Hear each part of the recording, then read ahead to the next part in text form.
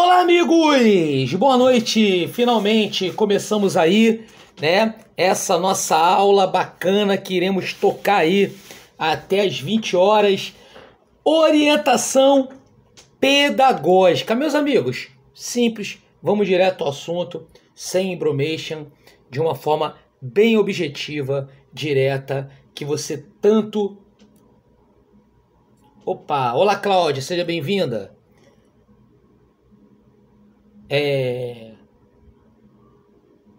Só uma orientação, Alonso. Eu estou linkando os alunos um por um ou eles estão acompanhando? Já pelo... Vamos tocar então o bonde. Nossa aula de orientação pedagógica. Bom, primeiramente, o que cai em prova de orientação pedagógica? Aquelas características que nós falamos lá, né? Dos pensadores, muito importante que saibamos, né? As chamadas tendências pedagógicas, que se dividem em dois pilares importantes, né? Nós temos justamente a tendência pedagógica liberal e a tendência pedagógica progressista. As tendências liberais são favoráveis ao sistema e as tendências progressistas querem mudança social. E, obviamente, uma tendência liberal é favorável ao sistema, então, obviamente, a tradicional é liberal, tá? Tradicional, renovadora progressivista, renovadora não diretiva e tecnicista, tá? Então, ó, palavra-chave de tudo isso, tem uma aula minha gravada com mais detalhes sobre isso. Caso você não tenha assistido essa aula ao vivo, beleza? Mas tenho essa aula gravada aí com mais detalhes para cada um deles, né? Tradicional, centro é o professor. É o ensino conteudístico. Preparação moral do educando para ocupar seu papel na sociedade, ok? Renovadora progressivista, centro é o aluno. No entanto, é aquela que se baseia na relação da pesquisa. Já a renovadora não diretiva, que é a relação da mudança de atitudes, correto? É aquela que se baseia no que? No centro também sendo o aluno.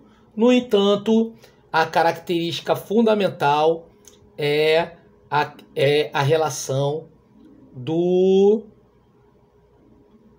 Opa, vou ativar o som rapidinho. Que é justamente a relação da facilitação da aprendizagem, né? Já a tecnicista é aquela da fábrica. É aquela que a escola é vista como uma grande fábrica e, obviamente, os alunos como operários, ok? Então, é a relação geral delas que detalhamos aí em aulas anteriores, legal? Já as progressivistas querem mudança social, né? A grande libertadora de Paulo Freire, né? Que inclusive agora vai virar filme, não sei se vocês viram, né? Filme que vai ser estrelado por Wagner Moura, né? Estrelando lá Paulo Freire, né? Como personagem, né? Como protagonista Paulo Freire. É a mudança do pensamento coletivo para mudar a sociedade, ok? Já a libertária do Celestine Freinet é aquela que se baseia na mudança do pensamento individual para mudar a sociedade, ok?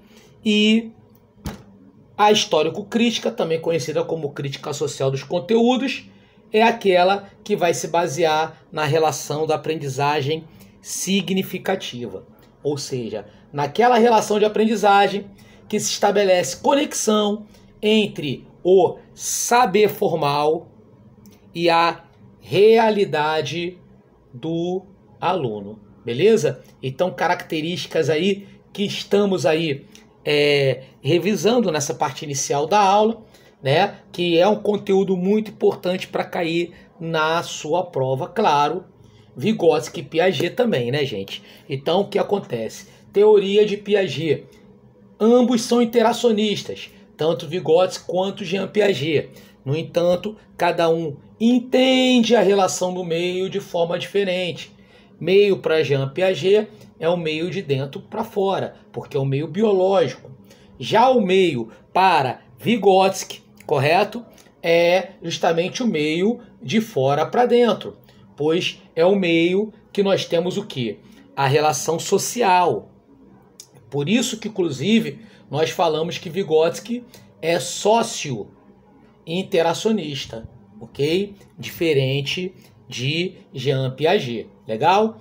Bom, para Piaget o desenvolvimento precede a aprendizagem, ou seja, o que vem antes?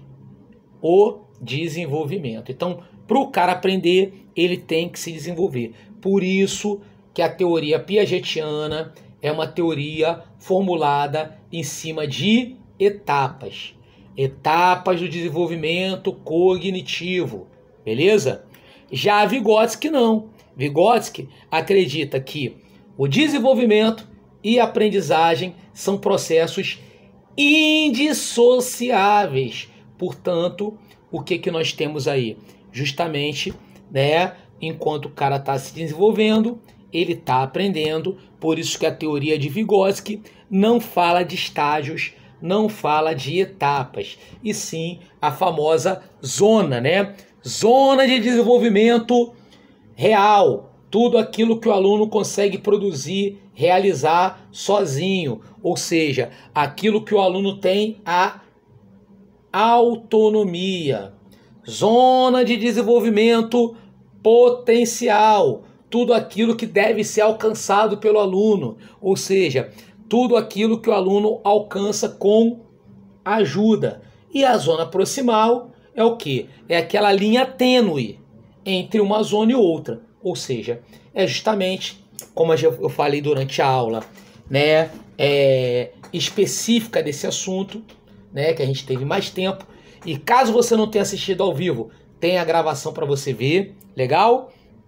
É justamente o momento que o aluno ora faz a atividade, ora não faz, né? Então até brinquei, uma brincadeira séria, né? Porque é isso mesmo. É a hora que parece que o aluno está de sacanagem com a sua cara. Por quê? Porque ora ele consegue fazer, ora ele não consegue fazer a determinada atividade que está sendo ali proposta. Beleza? Tranquilo? Então são características fundamentais e que você deve observar com todo amor, carinho e atenção. Legal? Pontos aí importantes aí que a gente passeou, né, ao longo de outras aulas. Legal? E que obviamente hoje nós vamos falar exatamente sobre a relação, né, direta, uma relação importante, né, da questão do orientador educacional, parte específica, né, características aí muito interessante, né, em relação a essa questão aí do orientador, no caso pedagógico, né, especificamente hoje pedagógico, o papel dele, né? Então, vamos lá. O que seria a responsabilidade, as responsabilidades do orientador pedagógico? Primeiro, o orientador pedagógico, ele deve atuar dentro da gestão escolar, né? E, obviamente,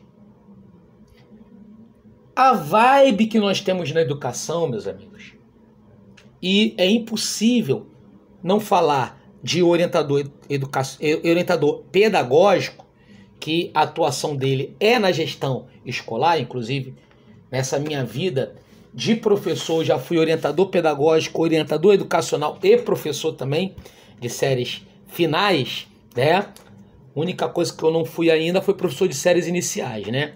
Que eu não me graduei a isso. Mas o fato é que, consequentemente, nós temos o quê? A gestão escolar hoje dentro da vibe da gestão democrática. Obviamente, uma gestão democrática, ela vai implicar no quê? Na participação da comunidade escolar e da comunidade local. Exatamente por conta disso, tá? A atuação do orientador pedagógico vai direcionar para quê? Exatamente para o engajamento junto com pais, alunos, né? No dia a dia da escola, beleza? Então, basicamente características relacionadas a esse ponto, né? Até porque o orientador pedagógico, ele tem funções muito específicas junto à equipe gestora, tá? E, claro, ele vai desempenhar, né, um papel importante, principalmente relacionado ao quê? À melhoria do processo de aprendizagem do aluno, né? Criando laços com todos da comunidade escolar. Claro, tá aí, né, a relação do orientador pedagógico na gestão escolar dentro de uma visão democrática, né? E obviamente, democracia significa o quê? A atuação de todos. Outro assunto que é muito bem explorado em prova, né, que obviamente também tem a participação direta do orientador pedagógico, é justamente a relação da construção do projeto político pedagógico de cada escola, né? A escola em que você atua. No caso, o projeto político pedagógico, ele é um documento norteador, tá? E, obviamente, o orientador pedagógico, assim como o restante da comunidade escolar e comunidade local, devem justamente se alinhar, né? O papel do orientador é sempre estar alinhado, tanto com professores, coordenadores, dirigentes, né? De turno, entre outras pessoas, exatamente no dia a dia da escola e também, obviamente, na formulação desse projeto político-pedagógico, que, obviamente, é um documento que vai o quê? Direcionar para a relação da atuação política e social da escola, perfeito? Exatamente por conta disso, né, o orientador pedagógico ele deve atuar ativamente na construção do PPP, que é um documento que direciona o papel da escola. Direciona em que sentido? Na questão do tempo escolar, na questão dos processos de decisão, perfeito? Na relação da organização do grêmio estudantil, na relação da questão do currículo. Como assim do currículo? Já que a gente tem uma BNCC, professor Anderson Dionísio. A BNCC, ela direciona o quê? A construção do núcleo comum, correto? Ou seja, é aquele núcleo comum existente em todas as escolas do Brasil, ou seja, na educação básica. Legal? No entanto, existe também uma parte diversificada. Uma parte diversificada que pode ser construída pelo quê? Tanto pelo plano de aula do professor, quanto também pela própria rede de ensino, né? E também pelo projeto político-pedagógico sendo voltado diretamente para os interesses daquela determinada escola, beleza? Então, são características muito importantes e que, obviamente, nessa aula, tá, nós temos que destacar, beleza? Tranquilo? O orientador pedagógico, ele é um profissional que exerce um papel com base no processo de aprendizagem dos estudantes, tá? E hoje, claro, que é notório que a aprendizagem que hoje as escolas pregam, pelo menos em teoria, é a relação de uma aprendizagem significativa. Portanto, é toda uma questão voltada junto aos parâmetros curriculares nacionais, aos PCNs, que são tomados como referência no sentido de quê? De práticas pedagógicas voltadas para justamente os objetivos traçados na BNCC, no DCN e também na própria LDB, nos seus princípios e nessa relação que você tem aí com, né, a educação, perfeito? Então, o orientador pedagógico, ele faz o acompanhamento pedagógico de cada aluno, sendo ele tanto o aluno presencial, quanto hoje também, né? Nos tempos de hoje, a gente passa a ter muito isso também, os alunos online. Lembrando a todos, né, que a nossa LDB, ela só permite a aula online para o ensino fundamental só em caráter emergencial, ok? Então, o ensino fundamental, ele foi feito para ser presencial. Uma situação emergencial como a gente teve aí, né? Esse exemplo da pandemia acabou que gerou essa situação que, obviamente, a gente viveu aí essa questão aí emergencial.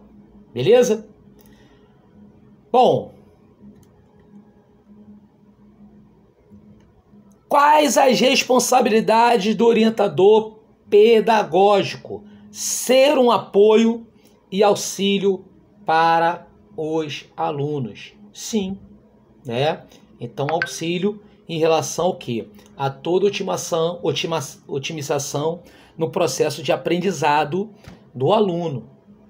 Ajudar a construção do PPP, isso mesmo que eu acabei de falar anteriormente, do projeto político pedagógico, aquele documento que é o documento norteador das ações da escola.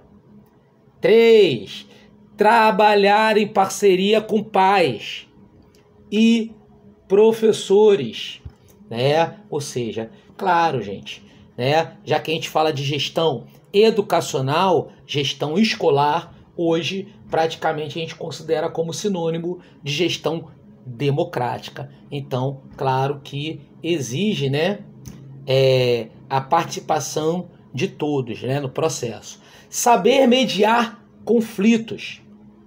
Então, hoje a gente discute muito toda essa questão relacionada à violência nas escolas, né? Tá no conteúdo programático de vocês a relação do bullying, as preocupações que você tem com toda a violência. Eu estava no outro dia falando, numa das aulas que eu dei presencial nessa semana, nossa, essa semana foi uma semana extremamente difícil para mim, né? Porque o início da semana eu perdi minha carteira com meus documentos, quer dizer, um problema sério. É um transtorno, né? Cancelar cartão, aquela coisa horrorosa, né? E, assim, falando uma coisa, né? Que nesses 31 anos que eu tenho de magistério, e obviamente de curso preparatório, eu vivi para ver a escola sendo alvo de violência no sentido de que a gente está vendo, né? De ataques às escolas, né? Quer dizer, então, assim, são coisas realmente que a gente está vivendo, como uma aluna falou nessa mesma aula que eu cheguei a mencionar isso e até me emocionei, né? A gente está vivendo realmente um delírio coletivo, não é? Então, obviamente, né, essa participação ativamente no convívio escolar, né, e essa relação de saber mediar conflitos é voltada exatamente para isso, até porque a melhor forma de resolução de conflitos é aquela que está tanto nos DCNs quanto na Base Nacional Comum Curricular, que veio, né, extraída do livro Pedagogia da Autonomia de Paulo Freire, é a questão de você utilizar o diálogo como forma de mediar conflitos, né? Atenção, é importante, né, gente? O orientador pedagógico, ele não é o psicólogo escolar, né? A relação de psicologia é uma relação muito específica, né? É um profissional regulamentado, não pode ser confundido uma coisa com a outra, não é?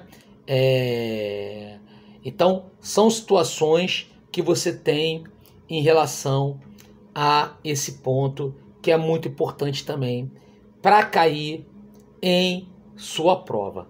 Beleza? Tranquilo? Visto isso, tá? Com tudo aquilo que nós falamos durante as aulas do curso, vamos falar agora da parte mais interessante. Vamos para a correção de exercícios, né? Mandei para a galera aí. O PDF com a apostilinha, né? Toda detalhada com essa parte que, claro, acrescenta lá ao meu livreto, né, gente? Aquele meu livreto que eu mandei para vocês, beleza? Aí corresponde aí todo o seu conteúdo de prova, legal? E agora nós vamos aqui ver justamente a questão relacionada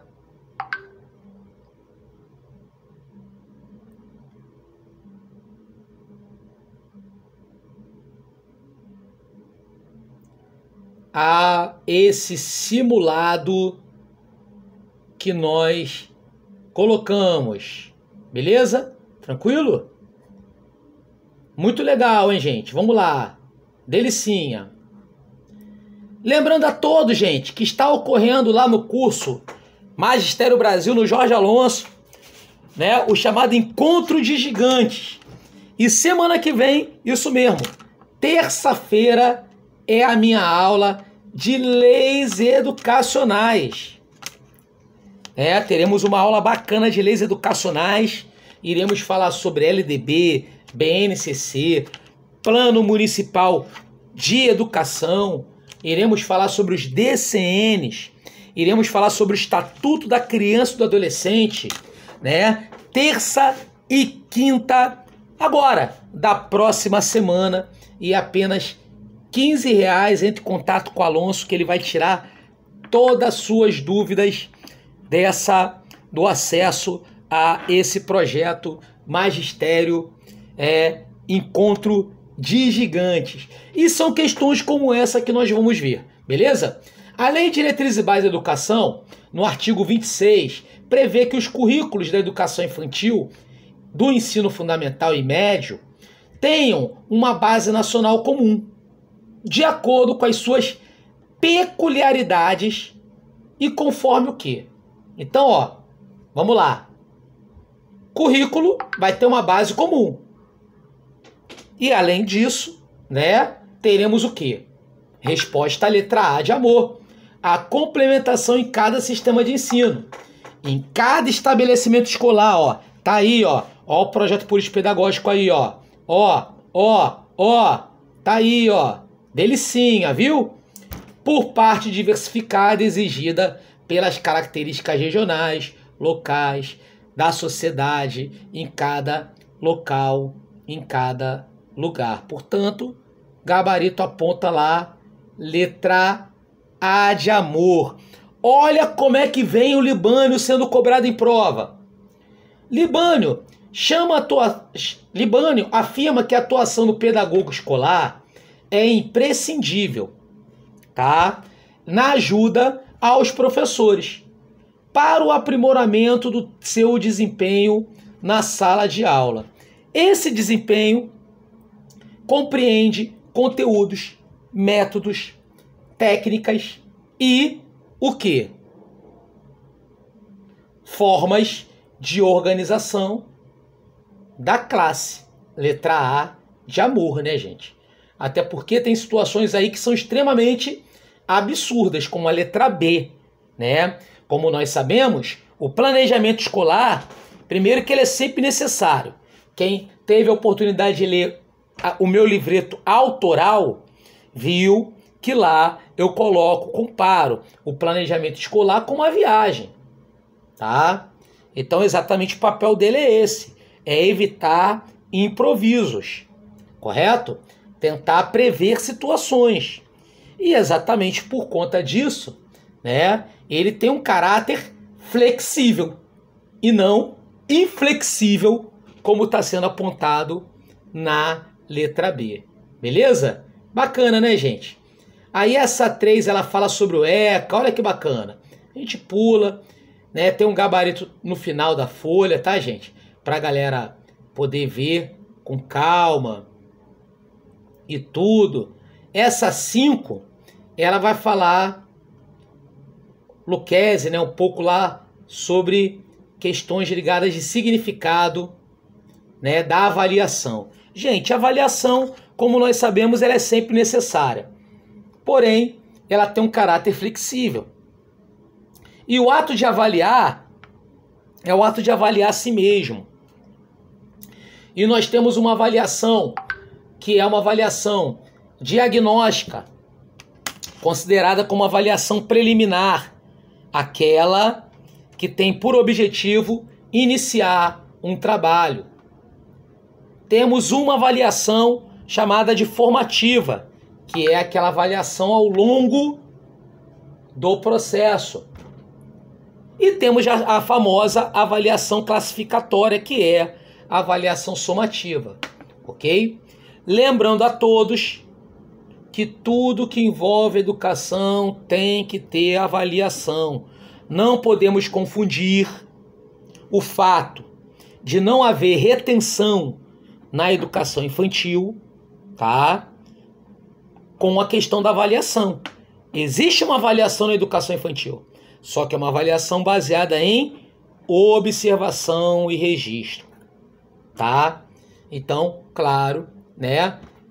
Se fala sobre isso. E de acordo com Lucchesi, para cumprir o seu verdadeiro significado, a avaliação necessita assumir a função de subsidiar a construção da aprendizagem bem-sucedida. Entretanto, para o autor, como a condição necessária para que isso aconteça, a escola deve o quê?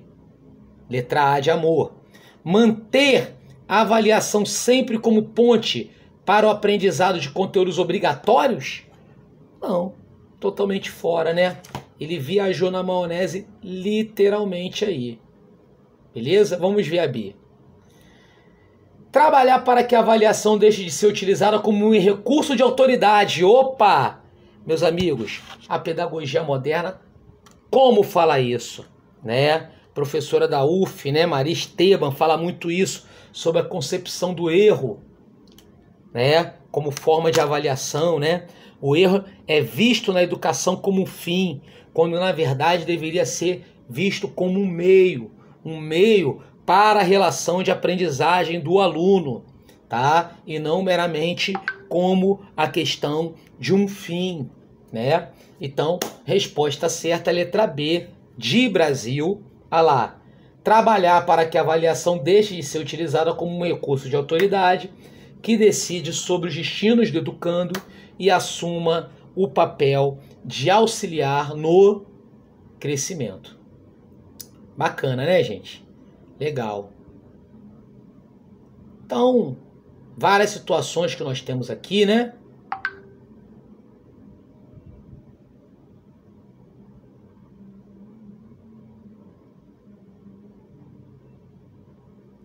Muitas questões, né? Também que falam sobre características ligadas à lei educacional, né? Ah lá, vamos falar um pouco sobre questão inclusiva, né? Bom, amigos, inclusão. Inclusão é você o quê? Permitir que todos, de uma forma...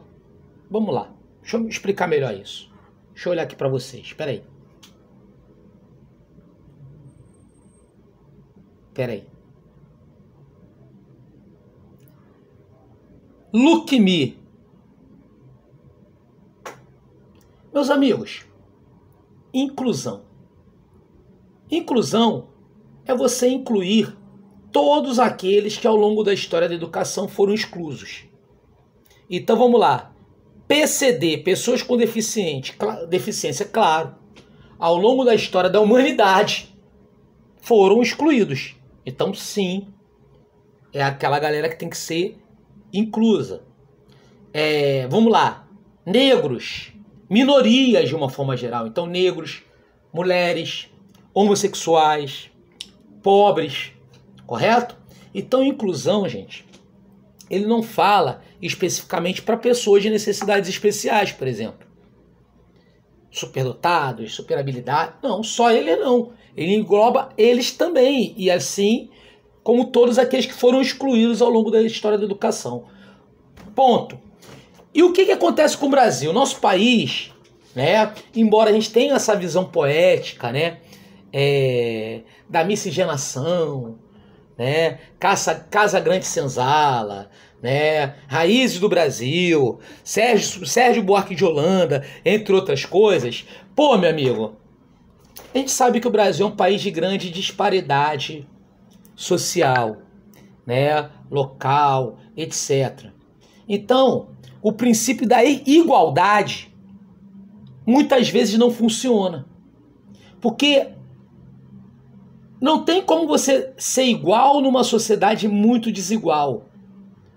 Por isso que a relação de inclusão, ela vai partir para quê? Para o princípio da equidade.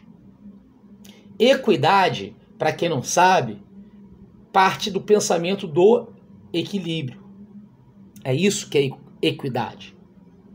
Então, por exemplo, a lei de cotas. A lei de cotas é uma relação de equilíbrio histórico.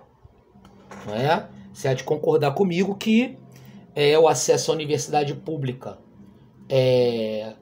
por minorias raciais, né, ao longo da história sempre foi menor e alguma coisa mudou positivamente, né, com essa questão das cotas, não é?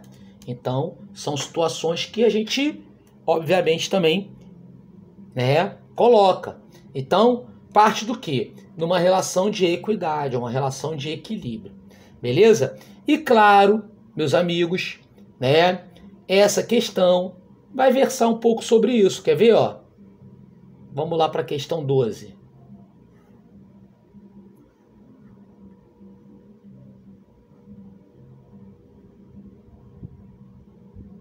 Abriu? Que bom. Para José Pacheco, a colaboração é uma das pedras angulares da educação escolar inclusiva e precisa estar presente em todos os níveis. Cara, vai cair na tua prova isso aí, inclusão, tá? Inclusão cai. Dentro dessa perspectiva, a colaboração se refere ao quê? O que vai se referir a essa colaboração?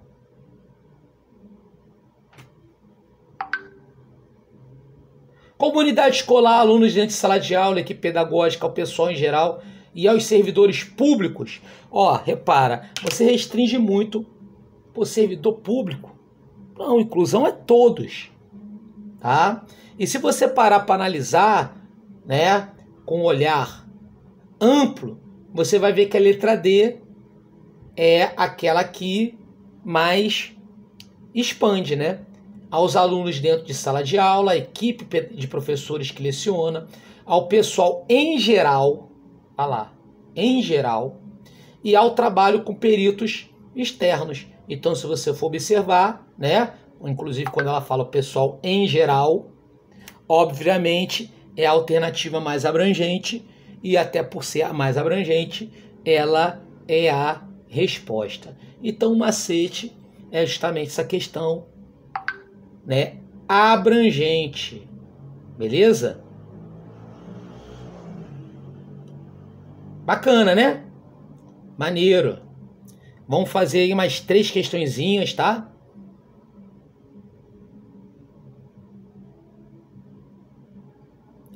Lembrando a todos que o gabarito está no final da folhinha.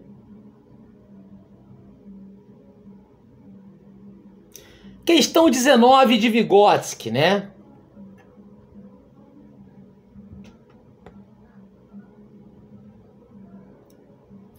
Uma ideia central para a compreensão das concepções de Vygotsky sobre o desenvolvimento humano como processo sócio-histórico é a ideia de mediação. Na visão do autor, o ser humano, enquanto sujeito de conhecimento, meus amigos, mediar é interagir, tá? Interagir com o outro, principalmente, né? Partindo do pensamento de Vygotsky, tá? Então, exatamente por isso, né? Nós temos aí, nessa questão, a letra E como resposta. Não tem acesso direto aos objetos, mas um acesso mediado. Olha lá. Isso é feito através de recortes do real operados por signos, por sistemas simbólicos de que dispõe. Característica que você tem aí muito interessante, beleza? Que a gente coloca aí e ponto, né? Libânio há uma ideia de senso comum, inclusive para muitos pedagogos, de que a pedagogia é um modo como se ensina, o modo de ensinar a matéria, o uso de técnicas de ensino.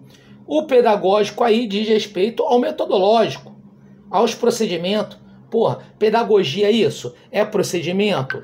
É metodológico? Claro que você vai concordar comigo, né? Aí ele pergunta, trata-se de uma ideia o quê?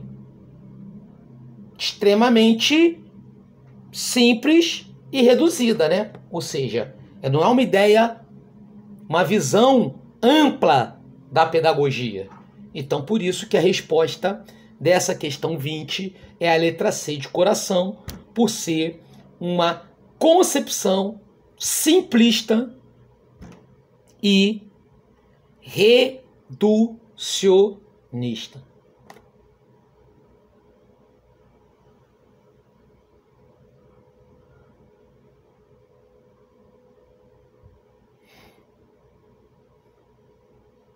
Dentro das atribuições do orientador pedagógico na visão de Libânio, pode-se afirmar que esse profissional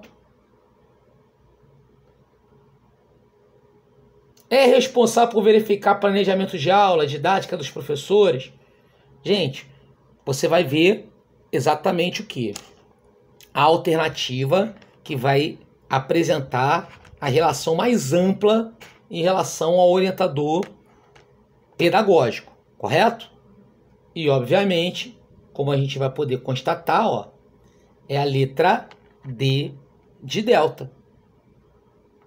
Atua em várias instâncias da prática educativa, direta ou indiretamente, claro, né? Porque atua também junto com o quê? Com a comunidade, né?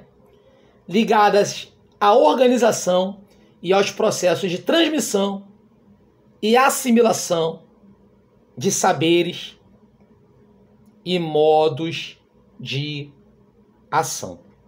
Ok? Beleza? Vamos para a nossa saideira.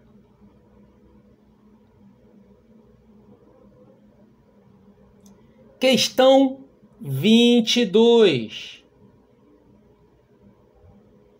O orientador pedagógico precisa coordenar e elaborar planos educacionais que serão implantados e executados nas unidades escolares.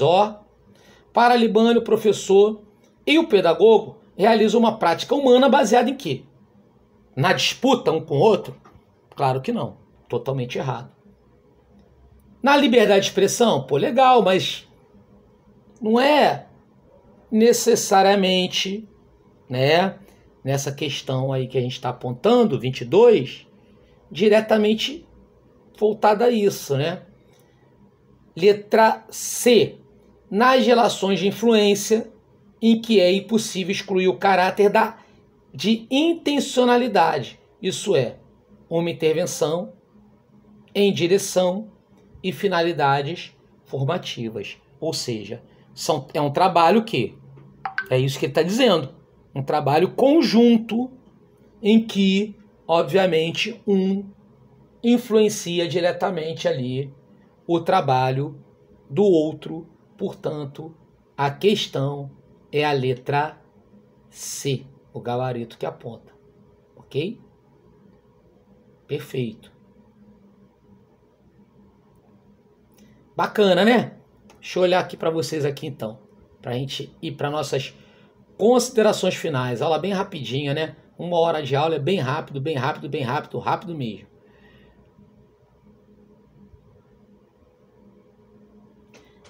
Bem, amiguinhos, então chegamos aqui no final da nossa aula. Dúvidas, perguntas, colocações, comentários, bate-papos. Caso você tenha, pode abrir o áudio que eu vou te responder com todo amor, carinho e educação que você tanto merece. Fala comigo. Não é a universal, mas fala que eu te escuto.